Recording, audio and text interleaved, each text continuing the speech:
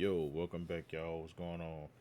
It's your boy Real, or Snipe, you can call me.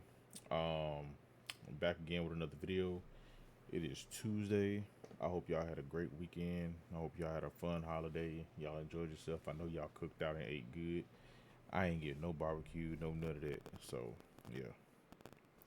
I ain't go to nobody's house to get none. We didn't cook at my house or whatever, but yeah. But either way it go, I still had a pretty good weekend. I can't complain, man.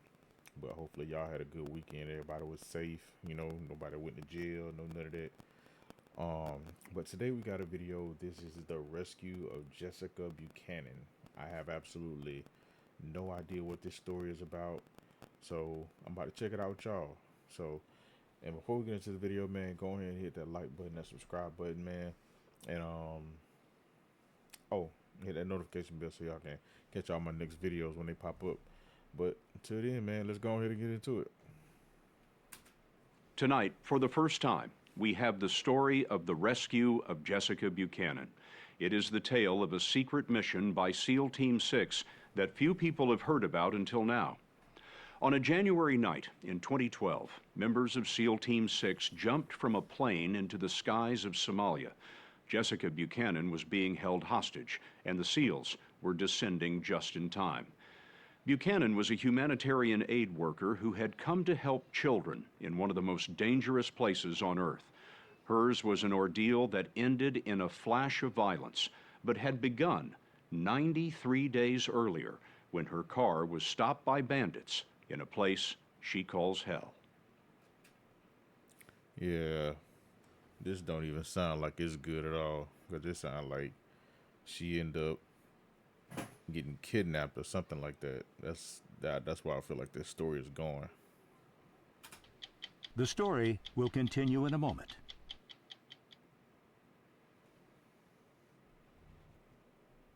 We stopped very abruptly, like so abruptly that I felt like everybody just fall forward. And then I start hearing all of this pounding on the windows and the windshield and all this shouting in Somali. And there's a man standing there screaming, and he has an AK-47 and he's shouting and he's pointing it at us. And then he climbs into the car next to me and he points an AK in my face. And they're hyped up like they're on speed. And all of a sudden we just take off. The driver just takes off and we just start slamming all over the place down these camel tracks. What did you think they were going to do? I figured they were going to rape me and then kill me.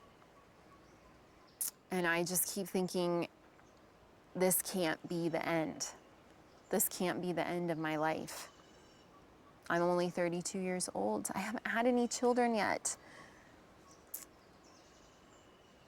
I didn't get to say goodbye to Eric. I didn't get to say goodbye to my dad. Like, this can't be the end.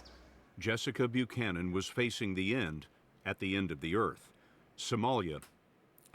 Man, like, I've heard stories about these Somali people, man. Like all the like Somali pirates, man. Them dudes is ruthless. And for her to be in the situation that she in, man, that was real unfortunate, you know. But at least she was able to, you know, from this video, she survived it and made it through it, you know, to be able to tell her story. But man, that's crazy. That's a crazy situation to be in. You know what I mean? On the farthest tip of Africa is war-torn and lawless. This is essentially no man's land. Militias battle over an unforgiving land, as we saw while covering a famine there in 2011. It was the same year that Buchanan was with a Danish charity teaching children how to avoid landmines. On October 25th, her car was hijacked. The driver is driving like just a madman. We're bouncing all over the place. My head keeps hitting the window. It keeps hitting the roof. I'm holding on to the side, the handle on the Land Cruiser, just trying to keep myself steady. What happened next? It gets dark and we've changed vehicles a couple of times. More people have come, they're screaming. And I hear from behind me a higher pitched voice going on in Somali, and I think, my God, they have a woman involved in this. And I turn around and I see a small child in the back of the Land Cruiser with an AK-47 draped in ammunition. And I think that... And so that's another thing. Like a lot of these other countries and stuff like that, like they get kids to fight in these wars and stuff like that. You know, they get them young, you know, and teach them young, and they run around with, you know, full blown AKs and all this other kind of stuff. Like in their mind, you know what I'm saying? They treat them just like adults. You know what I mean? It's crazy the stuff that they do. Like over here in the U.S., I mean, you have to be a certain age where you can even try to enlist in any branch of the military. You know, but in a lot of these other countries, all these different militias and, you know, all these little terrorist groups and stuff like that, the stuff that they be doing, they recruit young boys to be able to do stuff. You know what I'm saying? And you would never think it if you've never been there until you experience it. You know, and that's something that sounds like she experienced for the first time, because she thought it would have been more of like a woman, but it turns around and it's a little kid holding the whole AK-47. It's wild. irony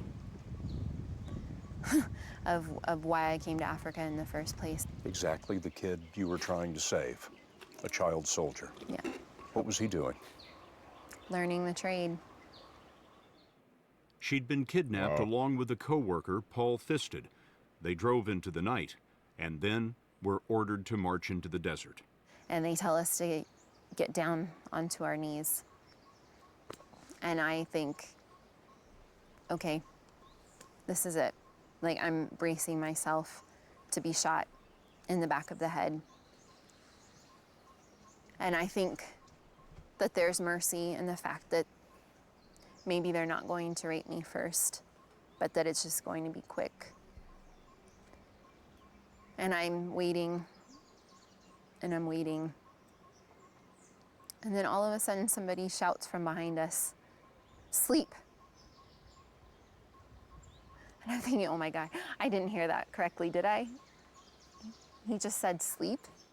She collapsed, slept through the night, and the next morning was met by the man who led the bandits.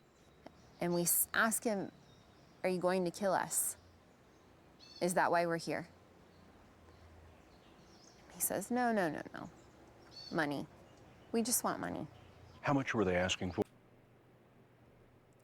That's crazy in and of itself, bro. Like the lengths that they go through to get money, you know, because she's in this country for a completely different reason, and she's trying to help kids, you know, learn things and so on and so forth, teaching them about landmines and how to detect them or whatever else they're teaching them. And then you get these people that pretty much just bum rush our car, kidnap y'all, you know what I'm saying? All in an effort to use y'all as a way to get money from the U.S. or whoever, you know what I'm saying? So they basically holding y'all hostage for ransom. You know, it's wild the links that people go through and the things that people go through to try to extort money out of people, man. It's insane, bro. They started out at $45 million. They thought you were pretty valuable. I guess so. The bandits used her cell phone to call her husband, Eric Landemam. The two had married on an African beach 2 years before. But his number and the numbers of Buchanan's family had all been disconnected. It was What? part of the charity's emergency plan. The one number that worked was her Nairobi office with a hostage negotiator standing by. And so began months of talks. Wow. Where did they keep you? Day in, day out. Under trees. Outside. You were outdoors for 93 days? Yep. And in the night, they forced us to sleep out in the open. What were the nights like? Long and cold. Then the rainy season hit, and it would rain all night long, and you're already freezing, so then you're sitting there wet. What were you eating? Tuna fish, maybe once a day. We would get a small can of tuna fish and a piece of bread. Did you feel like you were beginning to lose your humanity? Man, that is absolute torture, yo. Like, can y'all imagine not only being kidnapped, but for 90 something odd days, you pretty much stuck outside. All you get to eat is tuna fish and a piece of bread, probably only once a day. And you got to sit out there, whether it's hot, whether it's cold, whether it's rain, any of that. And they don't even let you go inside. Like, that is absolute torture. Like, it's crazy, man. Like, some of the stuff that goes on in a lot of these countries, it's madness, bro. Like, that's why I always tell people, like, do your research on some of these countries that people want to travel to when you're just traveling abroad because you want to go see other countries and so on and so forth. Just do your own due diligence and just do research about the areas that you're going to, what kind of things go on around there, what it's known for, like if there's any type of like trafficking or anything that goes on with women or whatever the case may be. So at least this way you can better prepare yourself for where you're going. You know what I mean? So you can do your best at being safe and being able to make it back home safely. You know what I'm saying? Because a lot of times you don't really know what be going on in these countries or what they'll do, because a lot of them dudes know how to be really charming, and then you end up in a situation you don't even want to be in. You know, it's wild, but this story is nuts. T, at any point? Yeah, I mean, they treated us like animals. To be so sick that, you know, you're vomiting behind bushes and you can't walk straight, and you're laying in the fetal position on the ground under a tree, and they don't care. Their duty was to keep me from dying, because then I wasn't worth anything. They were in the Wow. hands of men and boys who were chewing khat. It's a plant with the same effect as amphetamines. They were so hyped up on speed. It was like drinking pot after pot of coffee, and then the crash that's crazy. would come, and then it brought a lot of belligerence and a lot of anger and a lot of temper. You and Paul came up with nicknames for a lot of the people who were keeping you. That's one of the ways you kept yourself occupied. We did. The 10-year-old boy? Crack baby, because he was cracked out all the time. Wow. He was chewing khat, and he had 2 black holes for eyes. There was nothing inside. This is one of the camps where she was held. The bandits hit. Man, look at this, y'all. Look at these trees. You don't really have no cover. So even if it rains, you're gonna be soaked. Ain't nothing there really but dirt. So it's just gonna be extremely muddy. You don't really have much shade like that. You know what I'm saying? So it's just scorching hot out there. Man, that had to be devastating to sit in that for 93 days. Wow. Her, pointed their guns at her, and put a knife to her throat. But it was exposure that took a toll. She lost 25 pounds. See what After I'm 3 saying? weeks, the bandits made a video to prove that she was alive. Have you seen the video? I have. Paul and myself, Jessica, we are safe and we are alive. I can tell. Look at that. They standing right there with the gun right to the back of her head pretty much. And she got to say whatever they tell her to say. That's crazy work. I'm starting to lose hope at that point. But hope would have to last for 2 more months. As the many weeks went by, did you think the American government's watching me, they know where I am, and somebody's going to get me out of here? No. Why? Because I'm just an aid worker. You didn't imagine that the President of the United States knew your name. Never. Never in a million years. After 3 That's months crazy. in the desert, Like, being in a place like that, and then no matter what it is that you're going through or what you're, like, the reason that you're there, even if you're not directly attached to the government, the fact that you are a U.S. citizen in another country and you're being held hostage for ransom. It took 93 days, 3 months to be able to get them out of the situation they was in. Like it's crazy that it takes so long for anything to happen, to try to get people out of those situations. You know what I'm saying? Like they send money to places for stupid stuff. You know what I'm saying? Like they spend money on stupid stuff. You know what I mean? But you got your own citizens being held captive for ransom, and it takes you that long talking to people back and forth trying to figure out how to do it. Like, why does it take so long? That's what I want to know. Like, why does it have to take so long? Buchanan had a serious urinary tract infection, and in a final call to the hostage negotiator, she said this. I become so ill that I couldn't stand up, I couldn't walk, so I was in so much pain. And I said, I think I have a kidney infection. And I started to cry, and I said, I'm afraid I'm going to die out here. When that call was received here in Nairobi, it set off a chain of events that led all the way to the Oval Office. The FBI and the military consulted doctors who said that if Jessica had a kidney infection, she might have just 2 weeks to live. That was transmitted to the president, who was also informed that in just a few days, there would be a new moon. Perfect darkness for a SEAL team rescue. So it took for her to get a kidney infection for them to set off a chain of events to be able to send a SEAL team in to be able to go get her. And then they were going to use the cover of the new moon situation, so because it would be so dark, to be able to send a SEAL team in to go and get her. That is insane that it took that long for that to happen. Like, could have been me, because I would have had medical issues long time ago trying to get up out of there. Jessica Buchanan had chosen a star in the Somali sky to represent her mother, who had passed away a year before. She spoke to it every night, and with no moon, it was especially bright on January 25th. What did you say that night?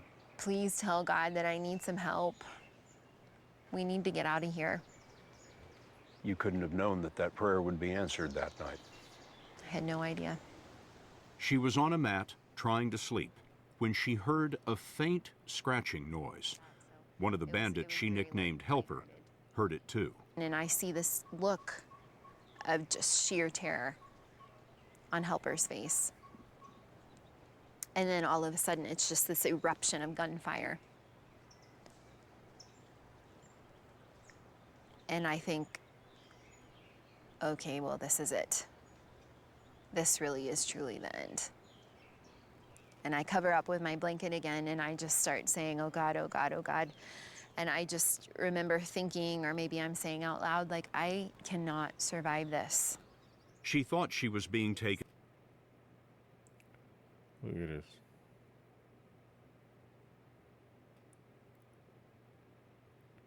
And this one right here to the right with the RPG, he looked like he young just looking at his hands. Because his hands they're not really big, but they're not, you know what I'm saying, they're not extremely small. So he might be like a young teenager or whatever the case may be. Well, yeah, this is crazy. This is insane. By a rival group, maybe Al-Shabaab, Islamic extremists who would surely kill her. And then all of a sudden, I feel all these hands on me, roughly grabbing at me. And I try to protect myself, and I pull the blanket closer on top of me, and then I hear my name. But it's not a Somali accent, it's an American accent. And I can't compute, like I can't understand that somebody with an American accent knows my name. And they say, Jessica, we're with the American military.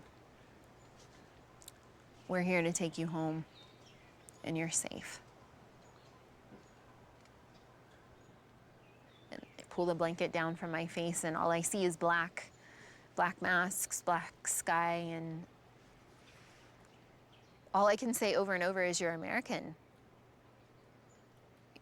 You're American. I don't understand. You're Americans." Thinking, how did you get here? And I'm still alive.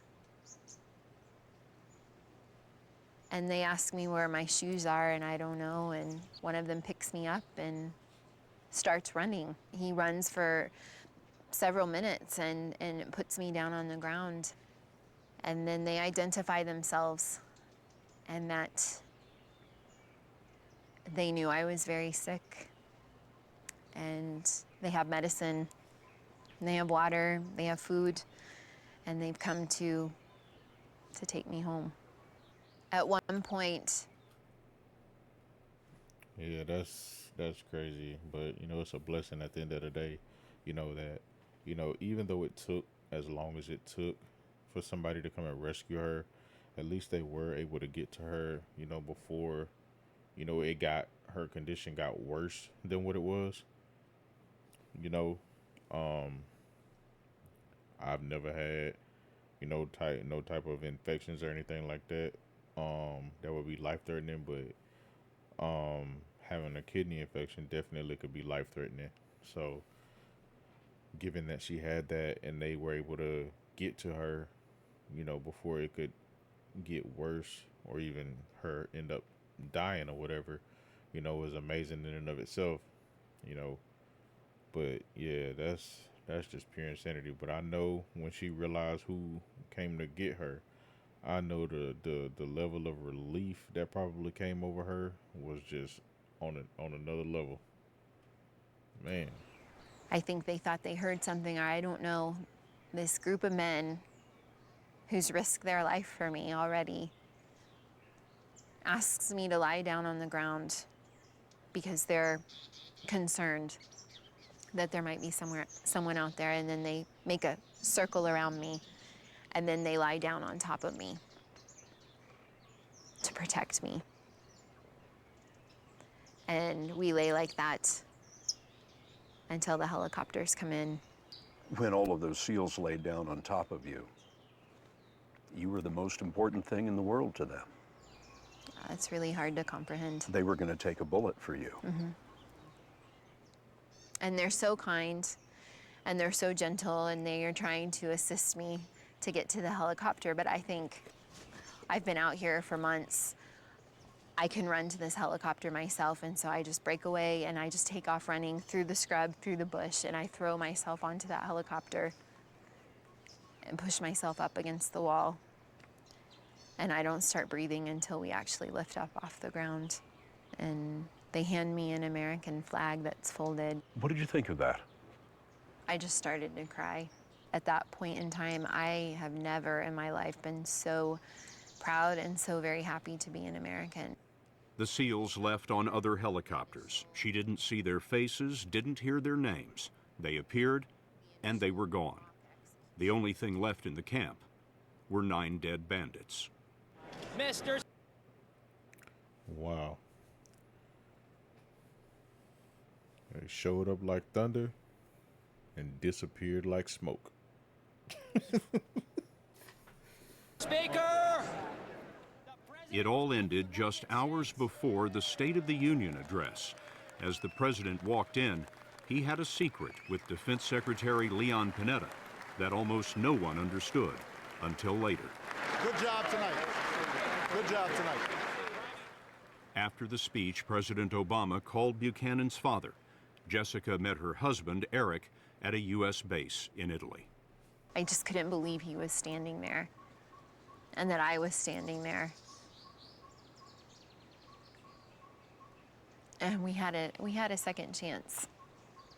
And then later we flew to Portland, Oregon, and I was reunited with my father and my brother and my sister and her husband. What was the first thing you said to your father? Daddy.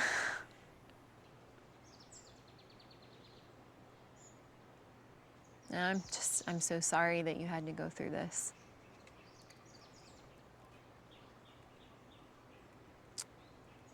But we made it.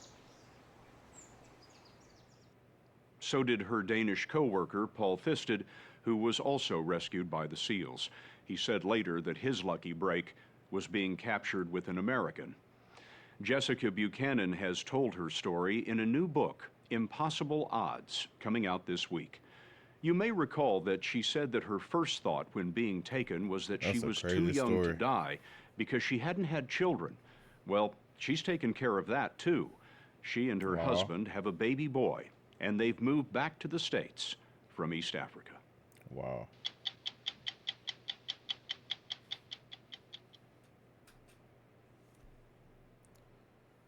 Man, what a video, man. What a story. That's insane.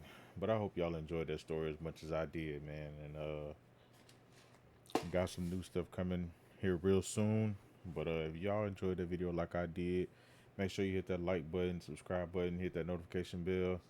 And I'll catch y'all on the next one. Love, peace, and hair grease.